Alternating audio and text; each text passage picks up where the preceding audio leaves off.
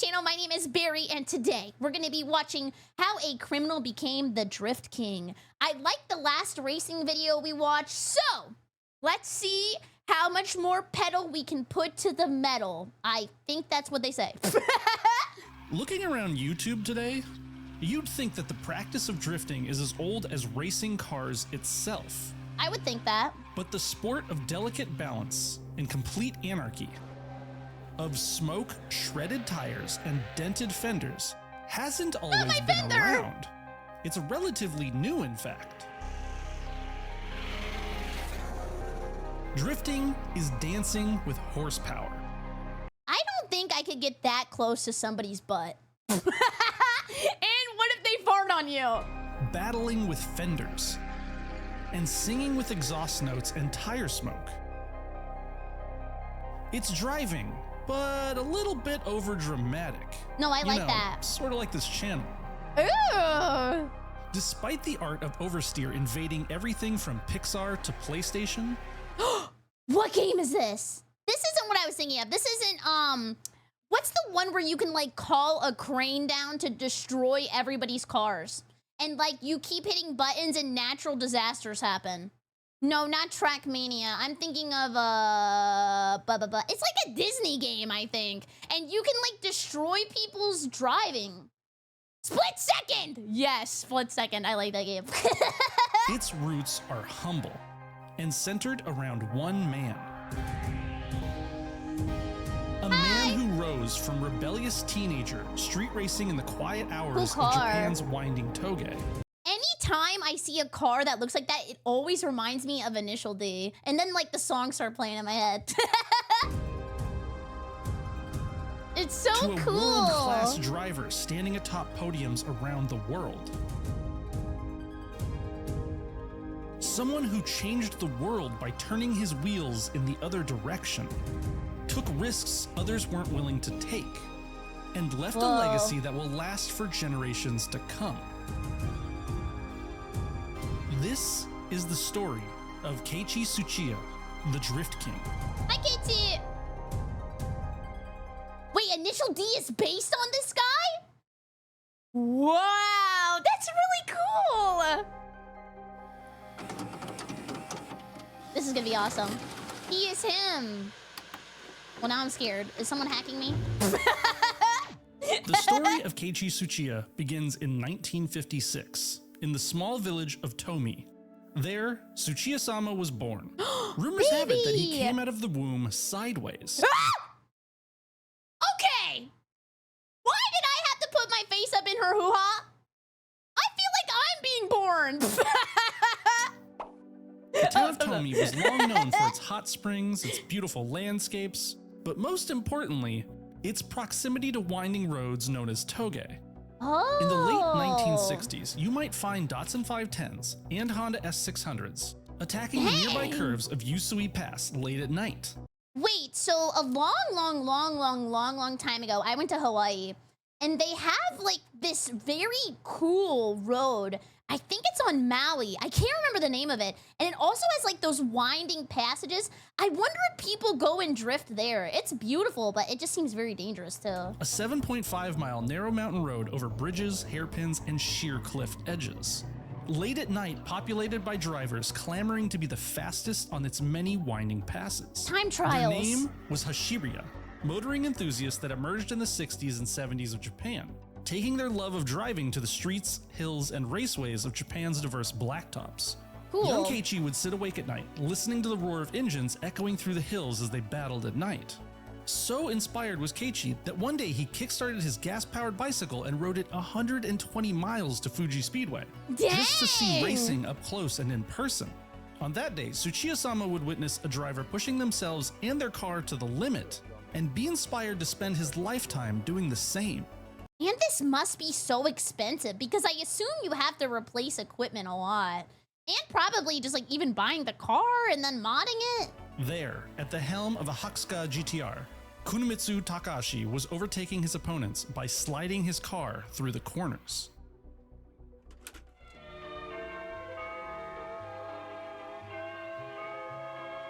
Oh my god, am I getting married? Is that my wife? からもお二人のファミリーカーとして長くご愛用ください。スカイラインのあるところ、ここにも幸せが。Today, Keiichi Tsuchiya is well known for bringing the sport of sliding cars to the masses. But Kunimitsu Takahashi, otherwise known as Kunisan, was truly the father of drifting. Oh, let's go. A Hi, man Daddy. whose motorsports career is as impressive in its wins as it is in its diversity. Kunisan started out as a motorcycle racer in the late 1950s, rising through the ranks to earn a spot on the Honda Speed Club factory team. Okay, motorcycle racing seems so scary because you could just like, I guess like in a car, it's also kind of dangerous, but you still have like the body to protect you. But if you fall off of the motorcycle driving that fast, you're probably cooked. Where he rode his 250cc Honda over the finish line to become the first Japanese rider to win the West German Motorcycle Grand Prix in 1961. A year later, he would attempt the absurdly dangerous Isle of Man TT, a blisteringly fast motorcycle time trial run on public streets that has claimed the lives of over 150 riders. 150 people died here? Oh my god! There, somewhere amongst the 219 turns around the town of Douglas, that is so Kunisan dangerous. loses control of his Honda 250, and the ensuing accident nearly takes his life. While recovering from his heavy injuries, Kunimitsu is forced to reconsider whether racing on two wheels is even worth it anymore. Luckily, at the time, Nissan had learned of his dominating performance on motorcycles and offered him a spot on their factory team in 1965. Oh, okay. And with that, the leather jacket of rider Kunimitsu was hung on the wall for the rest of time. As a driver for Nissan, he set many lap records in their prototype race cars, such as the R380, the R381. These look so cool. Like, I know they're designed to go fast, but were they also designed to slay? And the R382. Like, look at that! So cool! But it would be his outings in the Hakusuka GTR that would not only earn him trophies, but the love of an entire nation of motoring fans. In the early 70s, Kunisan found himself in the cockpit of the Nissan Skyline 2000 GTR. Wait, GTR? Do they still make, like, not this specific one, but like, they make GTR stuff still, right? I think, something like that. Why do I recognize that? I don't know. I'm kind of a car noob, but I know GTR makes people pog out.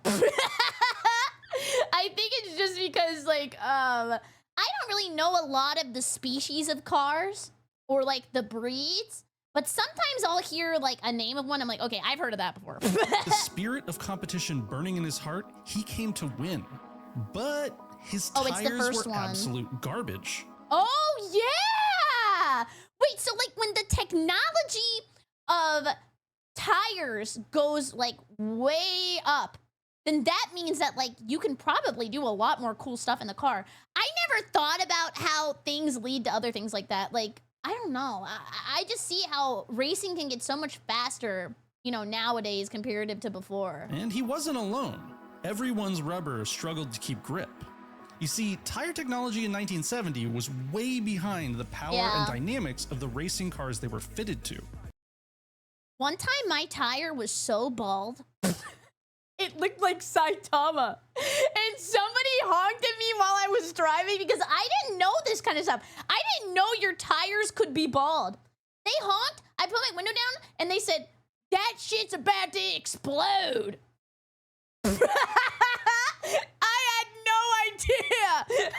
So you couldn't really rely on them to maintain grip as you attacked a turn, or stay in control as you accelerate out of an apex. What this meant was that most drivers would go very slow in and timidly accelerate out of a corner to maintain traction.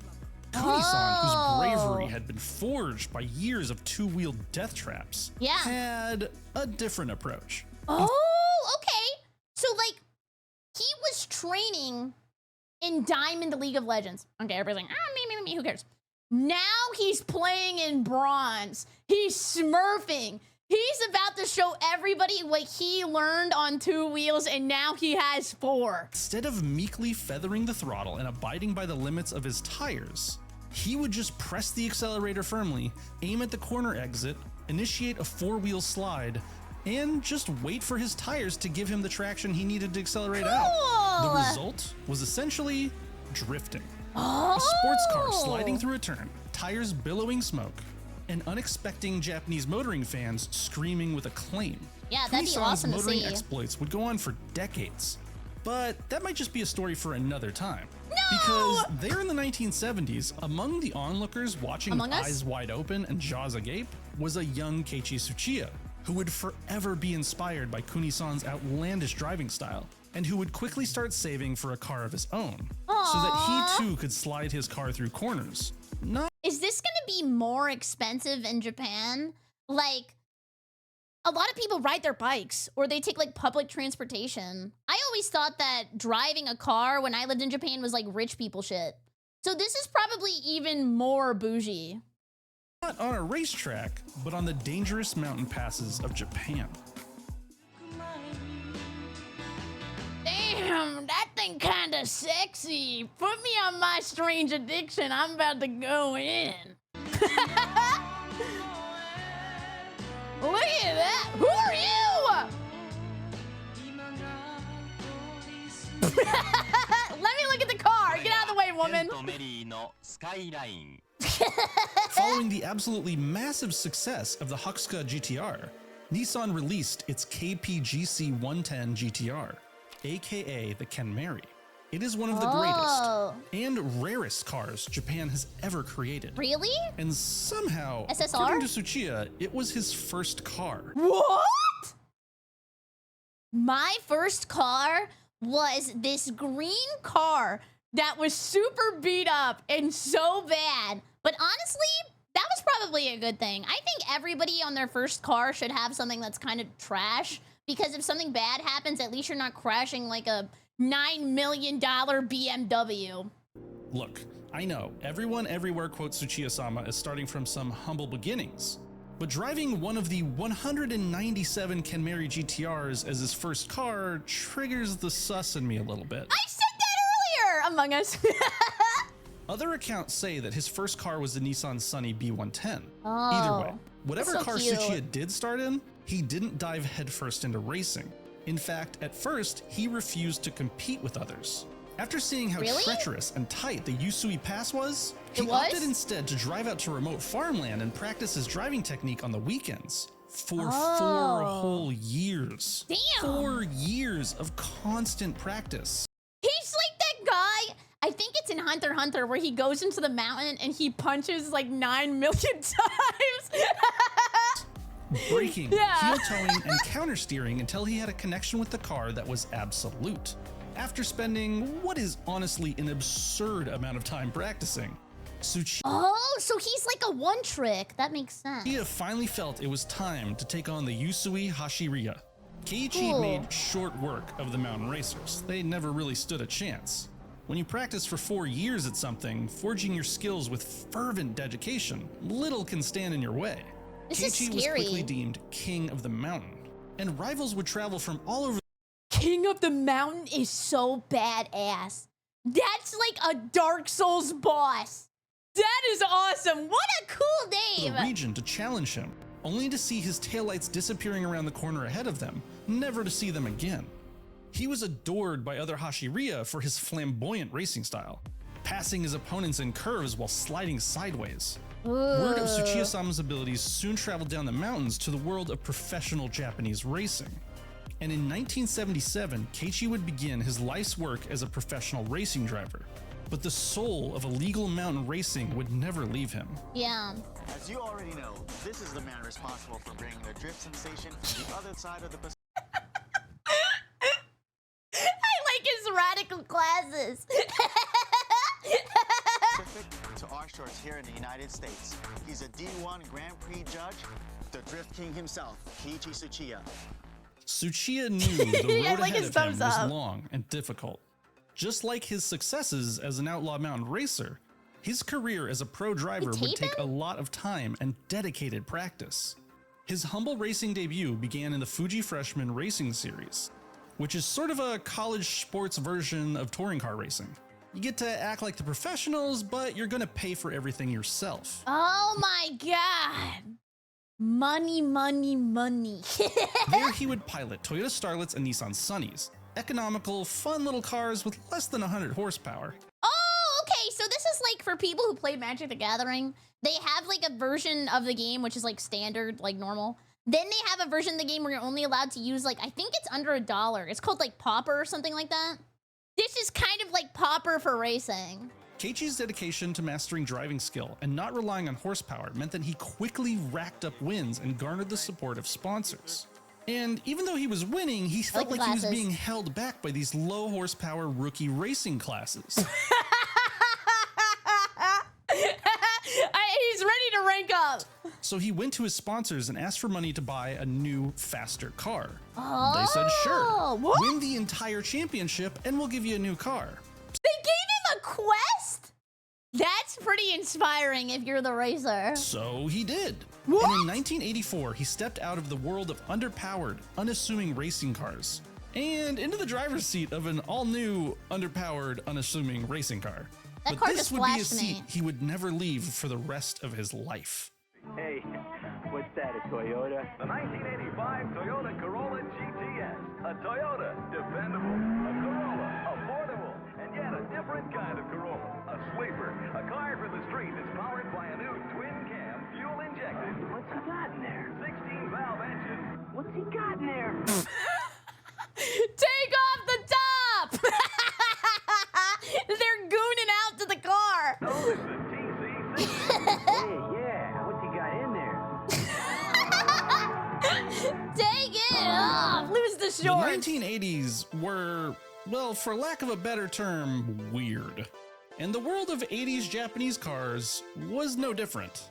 Car companies of the time were abandoning complex rear-wheel drive platforms for simpler, more fuel-efficient front-wheel drive cars. Mitsubishi Mirage, Honda Civics, Toyota Tercels. Honda Civic? I mean, I know that. All a dismal sign of the slow and depressing death of the sports car. But $3,600 for a new car. You can't even buy a tire for that much no more. Damn! Damn! I can't even get a McChicken for $3,000. there among them was one last Among Us? freedom fighter. A sports car for the masses. Well, before the Miata came along. The AE86 Corolla. For this generation, Toyota went insane.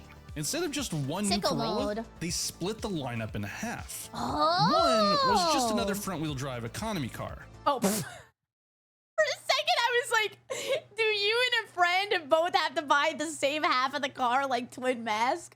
Then, like, shove them together, and one person drives at the back and one person drives in the front, like one of those, like, horsey costumes? Yeah, I see what he meant now, though, my bad. But parked next to it at a dealership would be a near mirror image. But this time, with a rear-wheel drive platform, sportier suspension, and a free-revving, fun-loving 1.6-liter engine. Look the at that! Hachiroku, a plucky economy car with the heart of a champion. For our hero Keiichi, it was love at first sight. Aw, I love you, my car. Now show me that exhaust pipe. His racing prowess was forged on tight mountain roads.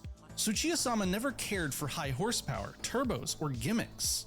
To win, he believed you needed a vehicle you could trust. True. One that did what it was told and communicated back to the driver with solid inputs and delicate handling.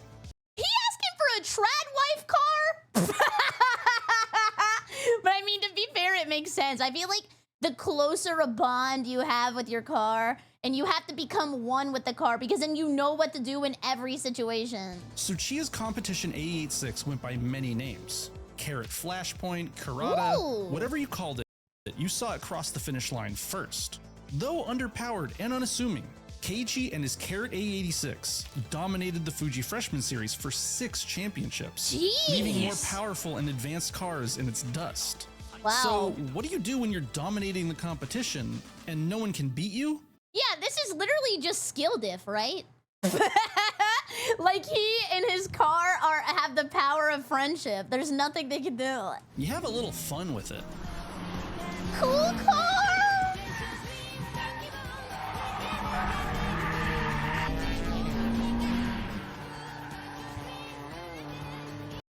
Ginger, thanks 100 bits. I appreciate it. you. Like his hero Kunisan, Keiichi kept himself entertained on course by sliding through corners, passing his opponents while graciously countersteering.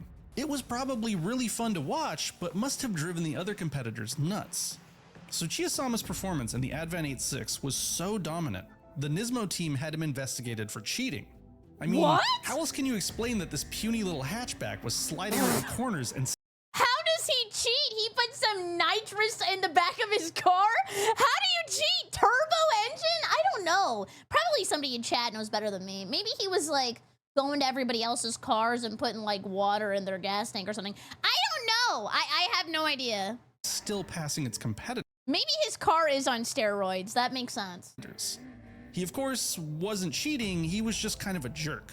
Oh. But the fans loved it. Everybody loves when someone can be a little mean. I don't know how to explain it. I've explained it before when we watch the wrestling videos on stream. Every sport needs a heel, right? Like somebody who just goes out, does a little trolling, riles some people up, and then everybody either has someone that they love and they'll defend no matter what, or somebody that they don't like. Yeah, it's the same way with Dale, you're right. Tsuchiya was winning so easily that he found it boring. So his antics got bigger and bolder, exaggerating his drifting, pushing the track limits, driving fans wild and pissing off the officials. Eventually, Wait, you can be an official? How do I do that? Do you have to follow them in the car? Or, I mean, I guess they could probably just have like a bunch of people standing on the sidelines. That's kind of something hard to watch over. the officials had had enough of it and threatened to drones suspend his now. license. What? His entire license? Oh my god, he was about to get back banned? His on-track exploits led him to earn the title of Dorkin, or Drift King. The reputation and controversy around the Drift King inspired Option Magazine to reach out to Tsuchiya. They thought, what if we were able to show everyone the wild driving style of the Drift King? So they set about following Tsuchiya-sama for weeks, riding along with him and filming him attacking Yusui Pass in his personal AE86. I imagine them trying to see if he's cheating. Then they sit and they're like, damn, he just kind of nice. he just kind of know what he's doing for real. What they released is a time capsule, roughly 20 minutes of oddly edited but superbly shot drifting masterclass. Wait, he has his own AMV! Wow. Raw sound, pure Cool. driving and few cuts. It was called Pluspy, and it may seem almost timid now, but when it was created, nothing like it had ever been released. I know this sounds like another weird thing to comment on, but the suits are very cool. Like, I like the aesthetic of a race car driver. The reason nothing like it had ever been released was, well, in Japanese culture, filming yourself committing crimes is not as popular as it is here in America. What? I was gonna laugh about that, like being like meiwaku, but what was that? In culture, filming yourself committing crimes is not as popular as it is here in America. Look at that! This is some GTA-ass footage! As Pluspy started making waves in the automotive scene, authorities took notice and immediately demanded the VHS tapes be removed from store shelves. Oh. Now, of course, censorship rarely works. The Guess not! controversy just made Pluspy even more desirable. Yeah. Its content more taboo and thus exciting to watch. True. And with that, drifting had hit the main stage. In Yeah, because now if you're like outlawing this kind of stuff or like saying that it's bad, drifting is just gonna be badass. Like people are like, oh my god, like I want to be like that. That's cool. Like the ladies, they love it. You know what I mean? 1986, Carboy magazine held what is believed to be the first drifting competition. And hot off the viral hit of Pluspy, Keiichi and Daijiro of Option magazine started their own drifting events in 1989. Oh. They were known as Ikaten. Keiichi and Daijiro never took anything seriously. The Ikaten were meetups of poor car enthusiasts let loose on racing tracks of Japan throughout the 90s. They had no real judging or points, and accomplishments earned drivers the title of various sea creatures, Rackets! with ranks like Jellyfish and Squid. The series Octopus? Where you and 7 of your best friends all have to put one hand on the wheel? That would be fun. got sillier as time went on. eventually even inspiring Keiichi to adopt a cute octopus as his mascot. Oh, yes! Yes, yes, yes! Is that not a squid, though? For his parts company, K-Office. Damn Keiichi it. would go on to become the judge of nearly every important drifting competition in Japan, including D1 GP when it launched in the year 2000. Tsuchiya-sama would host best motoring vids, appear all over in popular culture, he created the Drift Bible, and was the supervisor and allegedly inspiration for the anime Initial D. Yeah! Keiichi himself had essentially kickstarted the drifting revolution in Japan and subsequently the world. Whoa. But if you asked him, he never meant to. He just drifted because it was faster and because it was more fun. So while he rose to fame as the counter-steering Doriken, his heart always beat for the spirit of real competition, door-to-door racing. He just has a love for the game. And it would be a heartbeat heard round the world.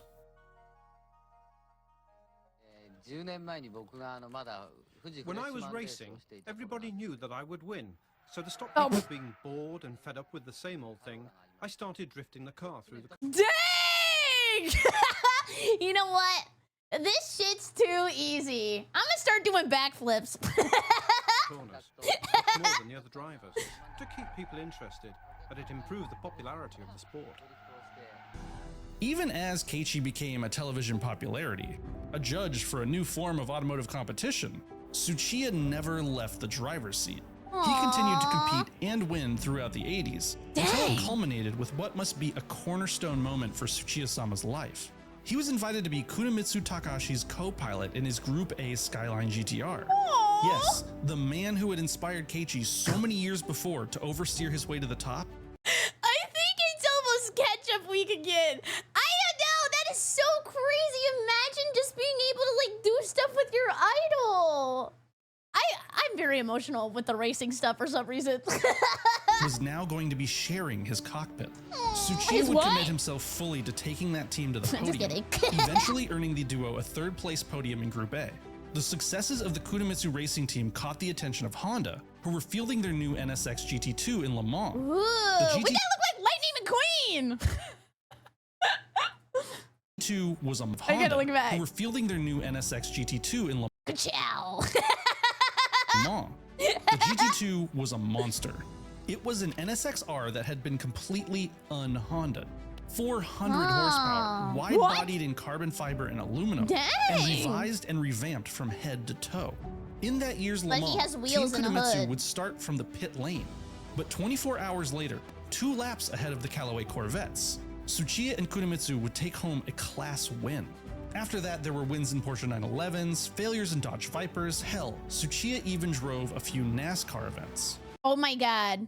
I remember, this is like a very random lore drop story, but I feel like I had to share because he did say 911, the car. And I remember when I was in high school, I used to play, Magic the Gathering's coming up a lot lately, but I used to play Magic the Gathering with this group of people that would stay after chemistry class. And I remember that I asked for a ride home one day because I didn't want to walk. He was like, oh no, I can't give you a ride. I was like, why? He's like, if you saw that I have a 911, you're gonna try to rob my car. What? Why would I do that? Was that just like a flex? You can't drive me home because your car is too nice? Thanks. His notoriety garnered the attention of team owners. They wanted Tsuchiya-san in their cars. And it would all culminate in what Tsuchiya himself calls his greatest achievement. In 1999, a team of 3 Toyota GT1s would enter Le Mans. Alongside Tsuchiya was Toshio Suzuki and Ukio Katayama. Their pace from the outset was conservative. This was an endurance race after all.